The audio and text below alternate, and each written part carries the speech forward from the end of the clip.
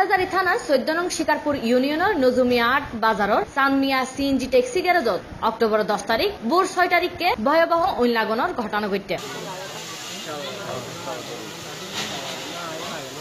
খবর পাইনে কালুরঘাট ফায়ার স্টেশনের সিনিয়র অফিসার অতীশ চাকমা সহ তাৎক্ষণিক 2 ইউনিট আইএনএ ওই নিয়ন্ত্রণে রাখতে সক্ষম হয়। এই সময় মদনাঘাট পুলিশ ফাঁড়ি ইনচার্জ ওসি তদন্ত মোহাম্মদ করিম সি+টিভিতে জানায়, আগুন লাগছে। আগুনের সূত্রপাত এই মুহূর্তে মানে সঠিকভাবে বলা যায় তো ফায়ার সার্ভিস টিম আসছিলেন, তারাও ইনকোয়ারি করতেছে। যেহেতু কারেন্টের লাইন আছে, বিদ্যুতের লাইন হয়তো বা বৈদ্যুতিক শর্ট সার্কিটে লাইন না, তাহলে অন্য কোনো এতে হয়তো বা আগুন লাগতে পারে।